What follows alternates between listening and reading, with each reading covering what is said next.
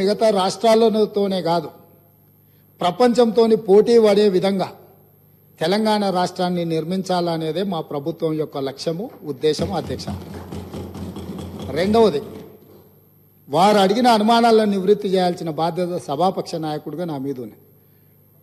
Budget estimates కానీ actual ఎక్స్పెండిచర్ని మనము చర్చించాల్సి వచ్చినప్పుడు వివిధ బడ్జెట్లను మేము కొలబద్దగా తీసుకొని అక్కడి నుంచి సమాచారాన్ని సేకరించినాం. మేము కాగ్ రిపోర్ట్స్ను ఎక్కడ తీసుకున్నామంటే రెవెన్యూ రిసీట్స్ అండ్ ఎక్స్పెండిచర్ని మెన్షన్ చేయాల్సి వచ్చినప్పుడు కాగ్ నివేదికలను తీసుకున్నాం. అదేవిధంగా అధ్యక్ష, ఎక్కడైనా అంటే ఆర్బీఐ ఫిగర్స్ను మేము ఎక్కడైతే పరిగణలోకి తీసుకున్నామో లోన్స్ అండ్ అడ్వాన్సెస్, ఎందుకంటే ఎందులో అయినా లోన్లు తీసుకున్నా అడ్వాన్సులు తీసుకున్నా ఏది తీసుకున్నా కులబద్ద రిజర్వ్ బ్యాంక్ కాబట్టి ఆ సమాచారాన్ని రిజర్వ్ బ్యాంక్ పొందుపరిచిన నివేదికల నుంచి తీసుకున్నాం.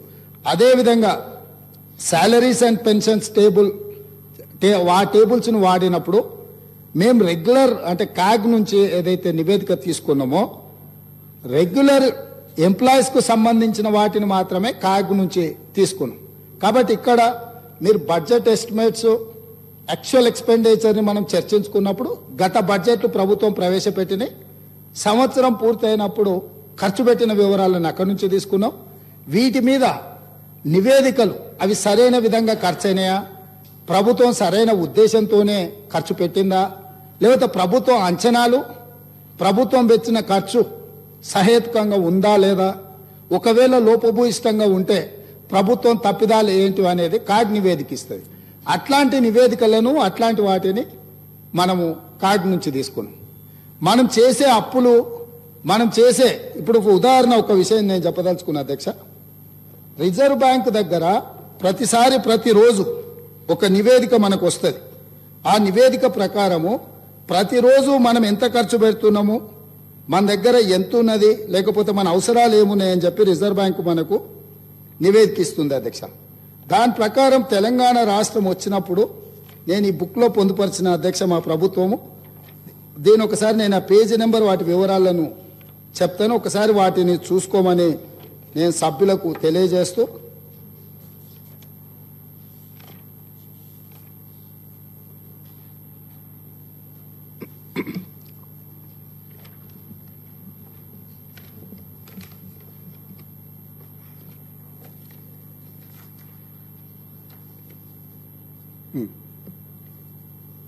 ప్రభుత్వం యొక్క ఆదాయము అవసరాలకు సంబంధించి రిజర్వ్ బ్యాంకు ప్రతిరోజు ప్రభుత్వానికి సమాచారం ఇస్తుంది, finance secretary through finance minister and state government.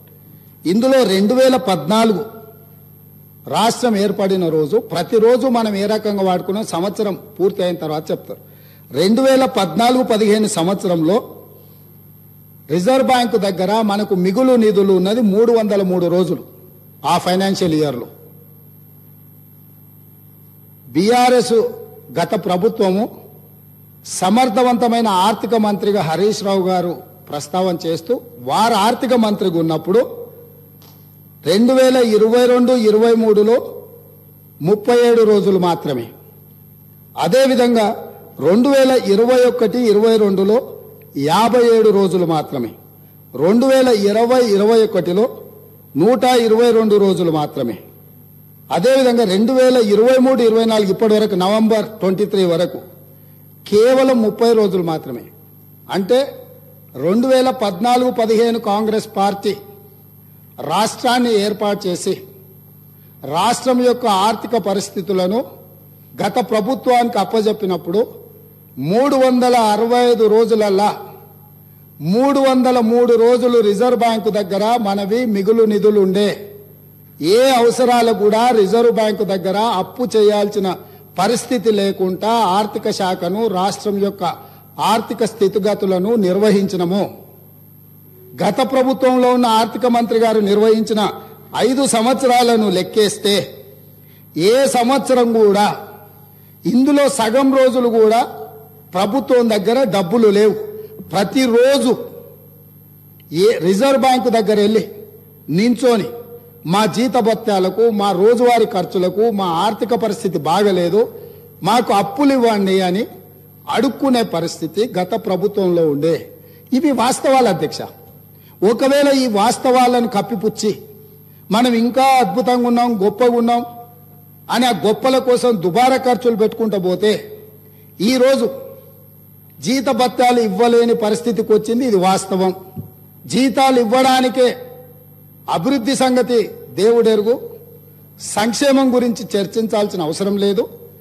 ప్రభుత్వ ఉద్యోగులకు జీతాలు ఇవ్వలేకపోవడం వల్ల, ప్రభుత్వ ఉద్యోగస్తులు బ్యాంకులలో తెచ్చుకున్న లోన్లకు వాళ్ళు ఇచ్చిన పోస్ట్ డేటెడ్ చెక్కుల వల్ల, ఆ చెక్కులు బౌన్స్ అవడం వల్ల వాళ్ళ సిబిల్ స్కోర్ పాడైపోయి ఈరోజు వాళ్ళకు కూడా, ప్రభుత్వ ఉద్యోగులకు కూడా బ్యాంకులలో అప్పు పుట్టని పరిస్థితి వచ్చి ఇవాళ ప్రభుత్వ ఉద్యోగులను కూడా బ్యాంకు లోన్లు ఎగవేతదారుల కింద ఈరోజు బ్యాంకులు చూడాల్సిన పరిస్థితి ఈ ప్రభుత్వం కల్పించింది. తద్వారా ప్రభుత్వ ఉద్యోగులను కూడా బ్యాంకులను మోసం చేసే మోసగాళ్ళ కింద ఈ ఆనాటి రాష్ట్ర ప్రభుత్వము చిత్రీకరించే ప్రయత్నం చేసింది. కొన్ని వాస్తవాలు కఠోరమైనవి. మన కుటుంబ సభ్యుడైనా తప్పు చేసినప్పుడు తప్పును తప్పు అనకపోతే కుటుంబ పెద్దగా మనం కూడా తప్పు చేసిన వాళ్ళమైతాం, ఆ తప్పులో భాగస్వాములమైతాం, ఆ తప్పుకు సహకరించిన వాళ్ళమైతాం. ఈ శ్వేతపత్రము ఎవరినో కించపరచడానికో, ఎవరినో తక్కువ చేసి చూపించడానికో, లేకపోతే మేమేదో రాజకీయంగా ప్రయోజనం పొందడానికో, లేదా మేమిచ్చిన ప్రజలకిచ్చిన గ్యారంటీలను ఎగవేయడానికో ఈరోజు ఇది పెట్టలే. ఇప్పటి వరకు అవాస్తవాలతో, అభూత కల్పనలతో, ఆర్భాటపు ప్రచారాలతో ఈ రాష్ట్రమంతా బాగుంది, మేము అద్భుతాలను ఆవిష్కరించినామని చెప్పుకుంటున్నప్పుడు వాస్తవ పరిస్థితులను ఇక్కడ పెట్టినాం. ఈ వాస్తవ పరిస్థితులు కొంతమందికి చేదుగా ఉండొచ్చు, కొంతమందికి కళ్ళు తెరిపించే విధంగా ఉండొచ్చు, ఇంకొంతమందికి ఉన్న పరిస్థితులను అర్థం చేసుకొని పకడ్బందీ భవిష్యత్తు ప్రణాళికలను మనం నిర్ణయించుకొని ముందుకు వెళ్ళడానికి ఉపయోగపడుతుందని ఇంకొంతమందికి ఉండొచ్చు. మా ఉద్దేశం, మా ప్రభుత్వం ఉద్దేశం, ప్రజలు అన్ని గుర్తించింది కాబట్టి 10 సంవత్సరాల తర్వాత వాళ్ళని అధికారంలో నుంచి ప్రతిపక్షానికి పంపించిండ్రు, మాకు అధికారాన్ని ఇచ్చిండ్రు. అధికారం ఇచ్చిన 10వ రోజే ఎందుకు ఈరోజు ప్రజల ముందు ఈ వాస్తవాలన్నీ పెడుతున్నాము? ప్రజలకు నిజాలు చెప్పి, మనకున్న పరిస్థితిని వివరించి, కష్టమైన ఈ ప్రభుత్వం నిస్సహాయులకు సహాయాన్ని అందిస్తుంది, అర్హులైన వాళ్ళకు అవకాశాలు ఇస్తుంది, మీకు అండగా నిలబడుతుంది అని చెప్పడానికి ప్రభుత్వం ప్రయత్నం చేస్తుంది అధ్యక్ష. ఇందులో ఎవరు వ్యక్తిగతంగా తీసుకోవాల్సిన అవసరం లేదు అధ్యక్ష. దీంట్లో ఏముంది? మేము ఈ మొత్తం నివేదికలో ఎక్కడైనా 42 పేజీల నివేదికలో ఎవరినైనా నిందించినట్టు కానీ, ఎవరినైనా వ్యక్తిగతంగా దూషించినట్టు కానీ ఇక్కడ నివేదికలు ఉన్నాయి అధ్యక్ష. మాజీ మంత్రి గారు మాట్లాడతారు, పక్క రాష్ట్రాల నుంచి, పక్క రాష్ట్రంలో పనిచేసిన నుంచి సమాచారం సేకరించిందని. ఇదేనా పద్ధతి అధ్యక్ష? 10 సంవత్సరాల నుంచి తెలంగాణ నిర్మాణం కోసం అహర్నిశలు కష్టపడి పనిచేసిన మన రాష్ట్ర అధికారులను ఈ రకంగా అవమానించడం కరెక్టా అధ్యక్ష? ప్రతి శాఖ యొక్క నివేదిక ఆ శాఖ యొక్క ప్రిన్సిపల్ సెక్రటరీ ప్రాపర్ ఫార్మేట్ లో ఫిలప్ చేసి సంతకాలు పెట్టి ఆర్థిక శాఖకు పంపించిన తర్వాత ఆర్థిక శాఖ కార్యదర్శి గారు, వారితో పనిచేసిన కార్యదర్శి గారు, అతనే మారలేదు అధ్యక్ష, వారు సంతకం పెట్టి ప్రభుత్వానికి ఇచ్చిన నివేదికనే ఈ నివేదిక. కాబట్టి వారికి ఏమైనా అనుమానాలు ఉండి వారిలాగానే మిగతా వాళ్ళు కూడా వ్యవహరిస్తారని ఏమైనా అపోహలు ఉంటే తొలగించుకోండి. కొత్త ప్రభుత్వం ఏర్పడ్డప్పుడు వేలాది మంది మమ్మల్ని వచ్చి కలుస్తారు అధ్యక్ష. మేము మీలాక కక్షాపూరితంగా కలవడానికి వచ్చిన వాళ్ళను అగౌరవపరిచే విధంగా, అదేవిధంగా వాళ్ళని తక్కువ చేసి చూపించే విధంగా ఇట్లా చేయము అధ్యక్ష. ఒకవేళ అట్లనే అనుకుంటా అధ్యక్ష, ఒక్క మాట అడగదలుచుకున్నా, మీరేదో వివరాలు బయట పెడతామని అంటారు, నేను ఒక ఫోటో మీకు చూపించదలుచుకున్నా అధ్యక్ష. ఈ ఫోటో చూడండి. వీరు ఇక్కడ పక్కన ఉన్నాయన డాక్టర్ వైఎస్ రాజశేఖర రెడ్డి గారు కీర్తిశేషులు. ఈ పక్కన ఉన్నది ఎవరో మీకు తెలుసు కదా అధ్యక్ష. వీరు ఆ రోజు స్వయంగా వెళ్ళి ఆనాటి ముఖ్యమంత్రి గారిని వ్యక్తిగతంగా కలిసి వాళ్ళ మధ్యలో ఏం చర్చ జరిగిందని నేను వివరాలలో జోలికి వెళ్ళదలుచుకోలేదు అధ్యక్ష. ఈరోజు నన్ను ఎవరైనా ముఖ్యమంత్రిగా ఈ రాష్ట్రానికి బాధ్యత తీసుకున్న తర్వాత ఎన్నో రకాల సంస్థలు, వ్యవస్థలు, వ్యక్తులు వాళ్ళు మమ్మల్ని వచ్చి కలుస్తారు. అది మర్యాదపూర్వకంగా కలుస్తారు. మేము కూడా ప్రధానమంత్రి గారిని కలవాలని, ఈ దేశ ప్రధానమంత్రిని కలవడం ముఖ్యమంత్రిగా నా మంత్రివర్గ సహచరుల యొక్క బాధ్యత అని చెప్పి ఈ రాష్ట్రం నుంచి కేంద్రంలో మంత్రిగా వ్యవహరిస్తున్న కిషన్ రెడ్డి గారికి నేనే స్వయంగా ఫోన్ చేసిన. సిద్ధాంతపరంగా మేము భారతీయ జనతా పార్టీని విభేదిస్తాం, కానీ రాష్ట్ర ముఖ్యమంత్రిగా నా కర్తవ్యము నా రాష్ట్రానికి, మన రాష్ట్రానికి కావాల్సిన నిధులను తెచ్చుకోవాలన్నప్పుడు రాష్ట్ర కేంద్ర ప్రభుత్వాల మధ్యన సత్సంబంధాలు ఉండాలి అని మేమే ఒక అడుగు ముందుకేసి కేంద్ర మంత్రి కిషన్ రెడ్డి గారికి నేను స్వయంగా ఫోన్ చేసిన. మీరు ఒకసారి ప్రధానమంత్రి గారితో మాట్లాడండి, మనం వెళ్ళి కలుద్దాము, మనకు రాష్ట్రానికి సంబంధించిన ఏమైనా నిధులు తెచ్చుకునేది ఉంటే డెఫినెట్గా చేద్దామని. ఎందుకు మేము బేసిజాలకు పోదలుచుకోలేదు. స్వార్థపరమైన రాజకీయ ప్రయోజనాలని ఈ ప్రభుత్వం ఆశించడం లేదు. తాత్కాలికమైన లాభాల కోసము మేము ఎలాంటి దుందుడుకు చర్యలకు మేము పాల్పడదలుచుకోలేదు అధ్యక్ష. అందుకే ఈరోజు మీరందరూ, మనమందరం ఈ సభలో చర్చ ఇదే కాకుండా విద్యుత్ శాఖకు సంబంధించి మా సాగునీటి పారుదల శాఖ మంత్రి గారు కూడా ఈ సమావేశాలలోనే శ్వేతపత్రాలు విడుదల చేయదలుచుకున్నాం. ఎక్కడైనా, ఎప్పుడైనా, ఎవరైనా కొత్తగా బాధ్యతలు చేపట్టినప్పుడు మనకున్న పరిస్థితులను ప్రజలకు వివరించడం ద్వారా, వాళ్ళ నమ్మకాన్ని, విశ్వాసాన్ని చురగొనడం ద్వారా, ప్రతిపక్షాల వైపు నుంచి సహకారం, సలహాలు, సూచనలు తీసుకోవడం ద్వారా బలమైన రాష్ట్రంగా నిర్మించాలనేదే మా ఉద్దేశము. కాబట్టి ఇప్పటికైనా గతంలో చేసిన తప్పులనే మళ్ళీ మేము వితండవాదంతో మీ మీద దాడులు చేస్తామనే విధానాన్ని ప్రతిపక్ష పార్టీ వదులుకోవాలి. వాళ్ళకి ఏమైనా బాధ ఉండొచ్చు, ఇక్కడి నుంచి అక్కడికి వెళ్ళినప్పుడు సహజంగా ఉంటుంది, దుఃఖం కూడా ఉంటుంది.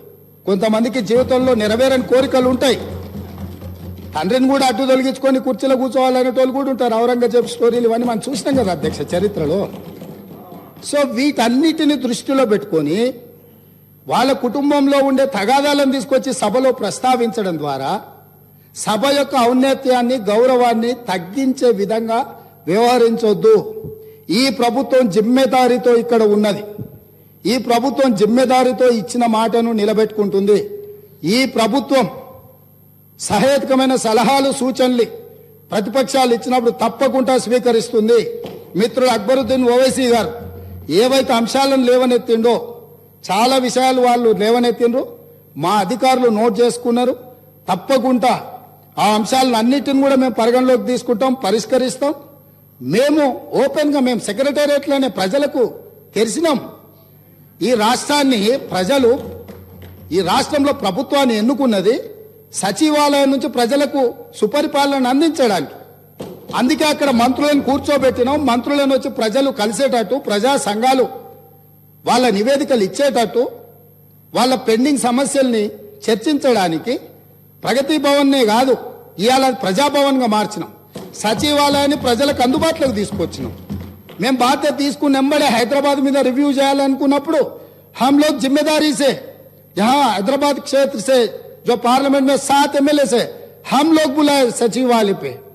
हमारे पॉलिटिकल डिफरेंसेस में भी देर, मगर जब हम तरक्की करना है, आगे हैदराबाद शहर को हिंदुस्तान में सबसे बड़ा अच्छा शहर बनाने के लिए हमारे दोस्तों से हम गुजारिश किए, भाई आप साथ आ जाओ, जो चाहिए, जो पेंडिंग है, जो हैदराबाद तरक्की के लिए हम जिम्मेदारी से जो करना है हम जिम्मेदारी उठाएंगे, आपके साथ लेंगे.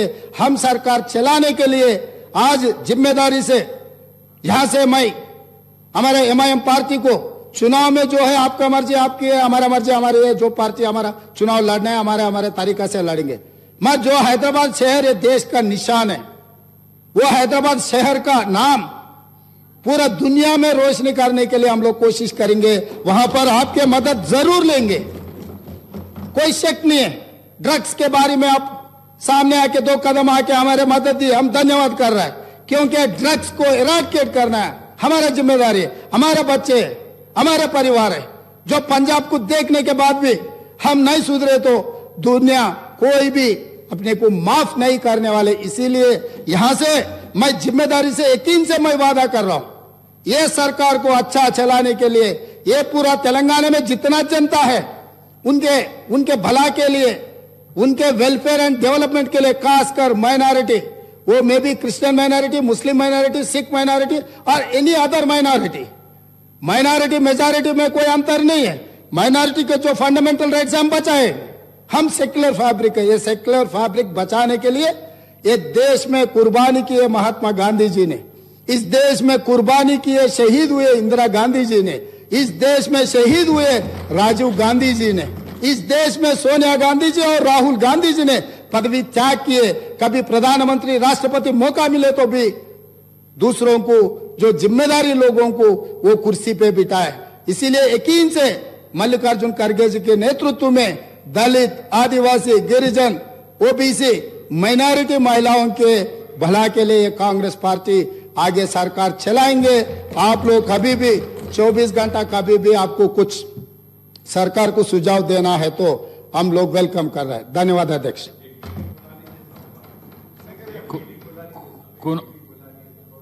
कौन